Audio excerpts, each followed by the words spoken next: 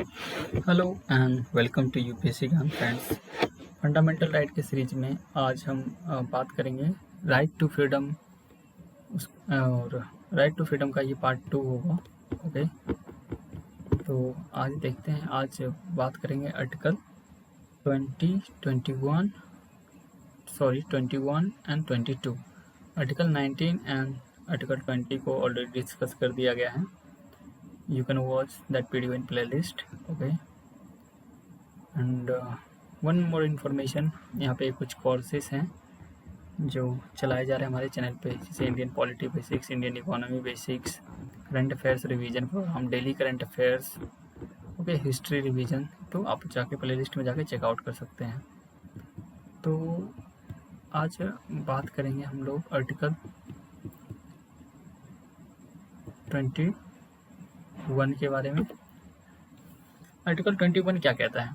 Article 21 कहता है protection of life, दो टर्म, एंड पर्सनल लिबर्टी, मतलब प्राण एवं दैहिक स्वतंत्रता, अनुच्छेद 21। इसमें ये कहा जाता है कि कोई भी व्यक्ति हो, उसकी लाइफ है, उसकी जो पर्सनल लिबर्टी है, उससे उसको वंचित नहीं किया जाएगा सिवाय according to procedure established by law. केवल तभी किया जाएगा, मतलब इसको बोलते हैं प्रोसीजर इस्टेब्लिश्ड बाय लॉ। का मतलब ये होता है कि कोई भी कानून जो है, ठीक है, कानून के द्वारा ही किया जा सकता है। तो इसको हिंदी में बोलते हैं विधि द्वारा स्थापित, प्रोसीजर इस्टेब्लिश्ड बाय लॉ, यानी कि विधि के द्वारा स्थापित प्रक्रिया के अनुसार ही वंचित किया जाएगा, अदरवाइज आप उसे वंचित ऐसे नहीं कर सकते हैं। ओके, तो ये जो अधिकार है ये इंडियन के जो हमारे देशवासी हैं, नागरिक हैं देश के, उनके लिए भी हैं, and also for non citizens, यानी कि जो यहाँ के सिटीजन नहीं हैं और बाहर से कोई आके यहाँ पे रहता है, तो ये अधिकार दोनों के लिए है। ओके, अब आपको पता है कि इंडिया का कॉन्स्टिट्यूशन काफ़ी जितना बड़ा है उतना ही ज़्यादा इसमें कंट्रोवर्सी रही है। और आप सबको पता है कि supreme court, okay, supreme court को कस्टोडियन कहा गया है संविधान का, मतलब संविधान के पेरेंट हैं, ये अभिभावक हैं, गार्जियन हैं। तो कई बार ऐसी चीज़ें आती सामने। तो इसमें एक चीज़ ये आया था कि दैहिक स्वतंत्रता की बात करते हैं और प्राण की स्वतंत्रता। तो दोनों टर्म को डिफाइन करने में, जैसे प्राण की स्वतंत्रता में क्या आता है, कैसे आएगा, और दैहिक स्वतंत्रता क्या है, यानी कि कोई इंसान है, अगर वो मरना चाहता है तो उसकी लिबर्टी है, उसकी ज़िंदगी है, उसकी मर्जी है। क्या उसे स्टेट रोक सकता है कोई कानून बना के कि आप आत्महत्या नहीं कर सकते हैं? ऐसा सोचो, अगर ऐसा होता तो कैसा होता कि आप अपने मर्जी से मर भी नहीं सकते थे, तो इतने सुसाइड्स इंडिया में नहीं होते।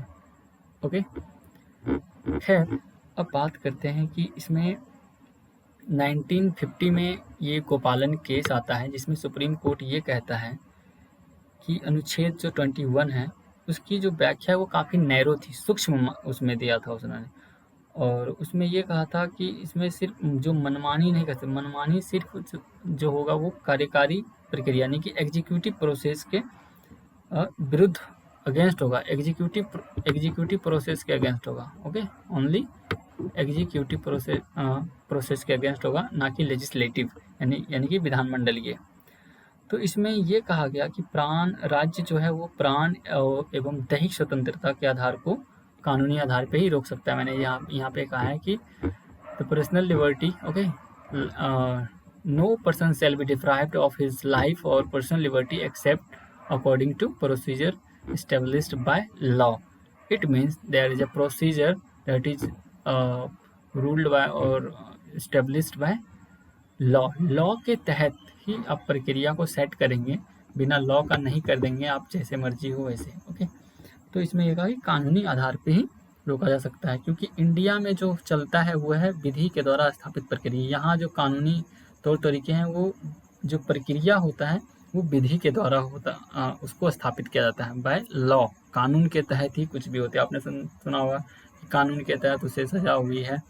तो यहाँ पे जो 21 की जो अभिव्यक्ति है उसमें है विधि के द्वारा स्थापित प्रक्रिया, जबकि सेम अमेरिका में ये नहीं, अमेरिका में वहाँ की विधि की विधिवत प्रक्रिया, ओके, वहाँ पे है विधि की विधिवत प्रक्रिया, जो दोनों डिफरेंट हैं, ठीक है। तो उसमें क्या होता है कि कानून की जो लीगलिटी होती है और उसका जो सिस्टम है, उस पर किसी भी तरह का सवाल नहीं उठा सकते हैं विधि की विधिवत प्रक्रिया में, ओके। तो उसमें सुप्रीम कोर्ट ने कहा कि व्यक्तिगत स्वतंत्रता का मतलब सिर्फ एक व्यक्ति की शारीरिक और निजी स्वतंत्रता से है। शारीरिक एवं निजी स्वतंत्रता है कि आप अपने शरीर के साथ जो करना चाहते हैं आप कर सकते हैं। लेकिन फिर वापस एक पिटीशन आता है जिसका नाम है मेनका केस 1978 में। तो इसमें सुप्रीम कोर्ट अपने पहले वाले वर्डिक्ट को पलट देता है, ओके। और हमेशा सुप्रीम कोर्ट में ऐसा ही होता है, जब भी पिटीशन आता है, पिटीशन बाय पिटीशन जब आते हैं तो उनके वो बदल जाते हैं। तो इसमें उसने कहा कि दैहिक स्वतंत्रता जो है, प्राण और दैहिक स्वतंत्रता, तो और जो ये एक होता है जैसे कोई मामला है वो न्यायपूर्ण है, तो न्यायपूर्ण मामले के आधार पे ही उसे रोक सकते हैं, अदरवाइज नहीं रोक सकते हैं। तो उसमें कुछ सर्टेन उनके कंडीशंस होते हैं।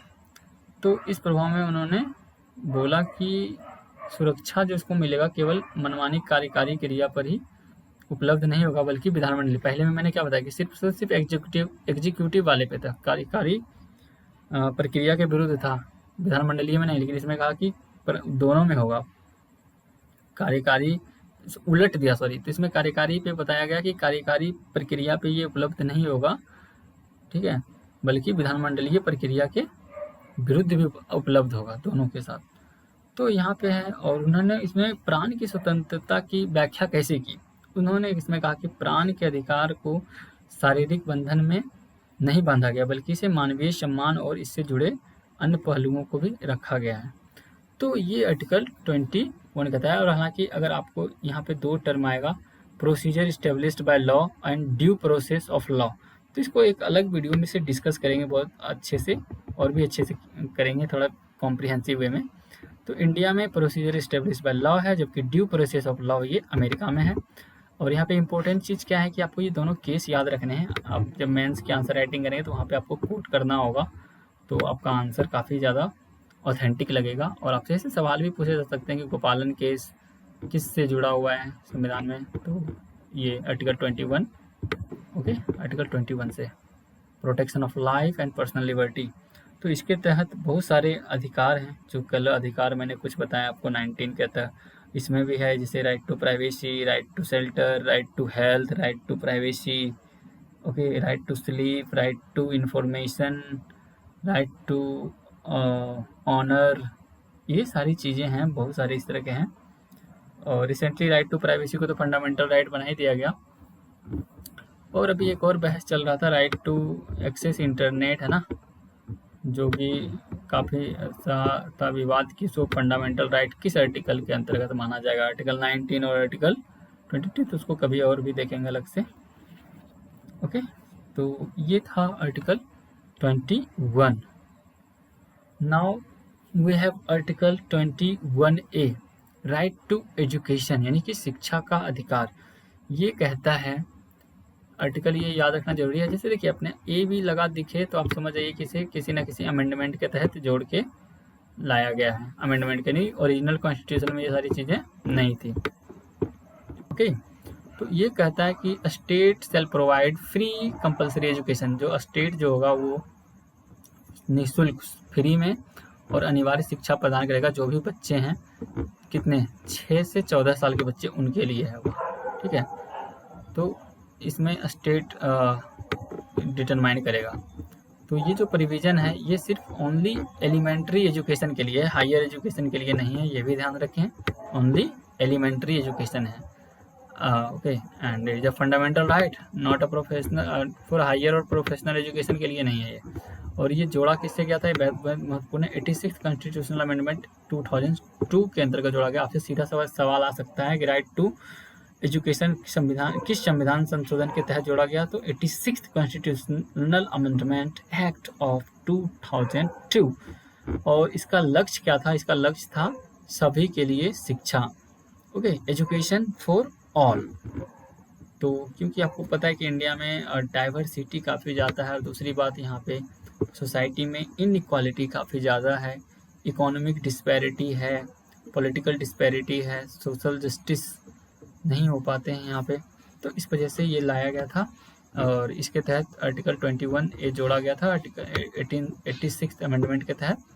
ठीक है, तो इसमें पार्लियामेंट इनेक्ट किया था कि right of children to free and compulsory act 2009, यानी कि RTE एक्ट बोलते हैं इसे लाया गया था। तो इसमें हालांकि ये DPSP में भी एक मेंशन है कि आर्टिकल 45 में ऐसा कहा जाता है कि जो बच्चे हैं, छोटे बच्चे हैं, उनको निःशुल्क एवं अनिवार्य शिक्षा मिलेगा, जो बच्चे होते हैं उसमें उनको। तो इसको उसके साथ अब थोड़ा सा इसमें चेंज है, इसमें 14 वर्ष तक की आयु की बात पूरी करते हैं, वहाँ पे सिर्फ बच्चों का, जो कि फंडामेंटल ड्यूटी में क्या है, तो वो फंडामेंटल ड्यूटी में देखेंगे, उसमें भी इससे रिलेटेड है।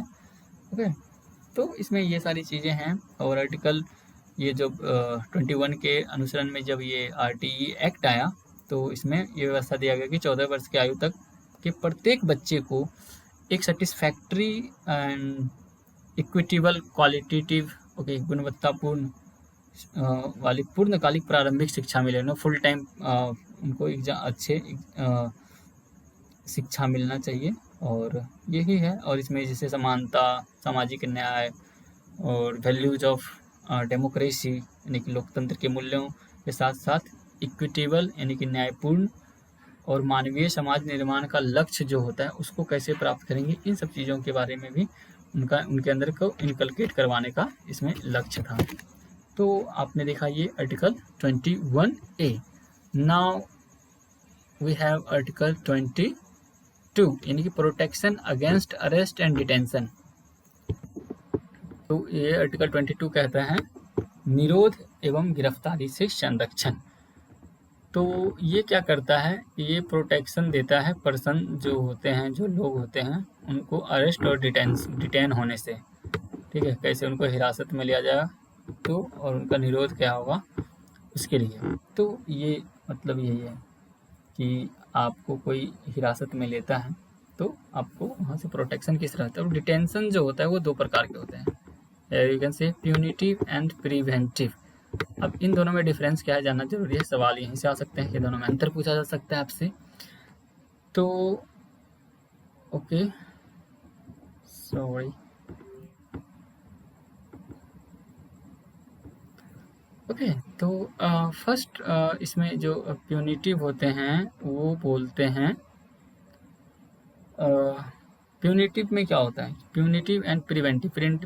प्यूनिटिव ये होता है कि जैसा आप ये मान सकते हैं कि कोई व्यक्ति है, ठीक है, एक व्यक्ति को दंड दिया जाता है जिसने अपना अपराध स्वीकार कर लिया है। ओके, तो इसको बोलते हैं हिंदी में दंड विषयक प्यूनिटिव, उसे दंड मिल जाएगा। ओके, जिसने अधिक अपराध किया और उसे सजा मिल गई, यानी कि चोरी की, आपको जेल की सजा होनी थी, हो गई। लेकिन अब एक इंसान ऐसा है जिससे डर है कि आपने देखा होगा गांव में इलेक्शन के टाइम पे जो थोड़े लंगे टाइप के लोग होते हैं उन्हें पहले ही पुलिस उठा के लेकर चली जाती है, इनको डर रहता है कि ये इलेक्शन में कहीं धांधली ना करते, उसको बोलते हैं प्रिवेंटिव। यानी कि उसको आशंका होता है कि वो आगे टाइम पे कुछ कर सकता है, या फिर कहीं पे जुलूस निकलता है रिलीजियस वो सारी चीज़ें जब होती हैं, तो आपको पता है कि उनको उठा के लेके जाया जाता है, क्योंकि उनसे डर रहता है कि दंगा फैला सकता है ये इंसान, तो उन्हें ले जाके जेल में रख देते हैं। जब सब कुछ होता है तो फिर उन्हें बाहर निकाल देते हैं। तो इससे पहले एहतियात बरतते हैं। तो ये होता है punitive and preventive. I hope आप समझ गए। प्यूनिटिव मतलब आपने अपराध किया, आपको सजा मिल गई, और प्रिवेंटिव में आपको अपराध करने से पहले ही आपको अरेस्ट कर लिया गया, डिटेन कर लिया गया, डिटेन। ओके, अरेस्ट अपराध के बाद होता है, डिटेन जो होता है वो पहले होता है। तो प्रिवेंटिव मतलब सुरक्षात्मक इसको बोलते हैं। प्रिवेंटिव को हिंदी में बोलेंगे निवारक, मतलब जैसे प्रिकॉशनरी मेजर, प्रिवेंटिव मेजर, बीमारी होने से पहले दवाई खा लिए, टीका लगवा लिए, तो ऐसा ही है। Okay, the first part of Article 22 confers the following rights on a person who is arrested or detained under an ordinary law. अब कोई इंसान को आप अरेस्ट करने जाओगे तो उनके पास अधिकार है ये जानने का कि आप उन्हें किस आधार पे अरेस्ट कर रहे हो। आपको उनको बताना होगा कि आपको गिरफ्तार करने का आधार क्या है, किस आधार पे कर रहे हैं। दूसरी बात इसमें है कि right to consult and be defended by legal practitioner, तो वो जो व्यक्ति होगा उसे अपने प्रतिरक्षा का अधिकार है और वो एक लीगल पिटिशनर को कांटेक्ट कर सकता है, वकील जिसको कहते हैं। एंड तीसरा है right to be produced before the magistrate, और इसमें है कि उसको 24 घंटे के अंदर दंडाधिकारी के सामने उनको पेश करना होगा, और इसमें जो ट्रैफिक का टाइम होगा, ठीक है, वो भी इंक्लूड किया जाएगा, इंक्लूडिंग द जर्नी टाइम, तो उसके सामने उनको पेश किया जाता है। तो ये जो है एक तरह से सुरक्षा कवच है। ओके, तो ये सिर्फ इंडियन के लिए है, ये सिर्फ यहाँ के सिटीजन के लिए है। व्हाट्सएप नहीं, ओके, तो ये सिर्फ और सिर्फ इंडियन के लिए है, तो आप इसे भी याद रखें, ये सिर्फ इंडियन के लिए, नॉन इंडियन के लिए नहीं है। तो इसमें यही दो चीज़ें हैं, और भी कुछ चीज़ें इसमें है कि जैसे कुछ अपराध जो होते हैं वो दो टाइप के होते हैं, सबको पता है, क्रिमिनल और होता है सिविल। ओके, तो आपराधिक क्रिया में केवल आपराधिक क्रिया या सरकारी अपराध प्रकृति के इसमें कुछ होते हैं, जैसे अनुच्छेद ये 20 का जो सेकंड पार्ट है, तो उसमें उनको कानूनी सुरक्षा मिलता है, ठीक है। और कानूनी सुरक्षा जो होता है वो दोनों के लिए, इंडियन और सीए वाला। Right to consult to be defended by legal petitioner, तो उनको अधिकार है, दोनों के लिए है। और एक बार व्यक्ति जब उनको हिरासत में ले लिया जाता है तो उनको 3 माह से ज़्यादा नहीं बढ़ाया जा सकता। 3 माह आप उसको हिरासत में रख सकते हैं जब तक पूरा दोष वो ना हो। ओके, और उनको फिर बार बार टाइम टू टाइम उनको कोर्ट में पेश किया जाता है। ओके, और जो इसमें एक बात ये भी है कि जो डिटेंशन, जिनको डिटेन किया जाता है, अरेस्ट किया जाता है, तो उन व्यक्ति को यह अधिकार है, जो निरोध वाले हैं, डिटेंशन वाले, ओके, तो उनको ये अधिकार है कि वो अपने आदेश के विरुद्ध अपना पिटीशन भी दे सकते हैं। आप जैसे बहुत तरह के पिटीशन होते हैं, मर्सी पिटीशन, रिव्यू पिटीशन, और ये सब पिटीशन होते हैं, तो अलग से एक वीडियो में बताऊंगा कि पिटीशन कौन कौन कितने प्रकार के होते हैं। 4 प्रकार के होते हैं, चारों का चारों अलग से डिस्कस करेंगे। ओके, तो ये कुछ था आज का।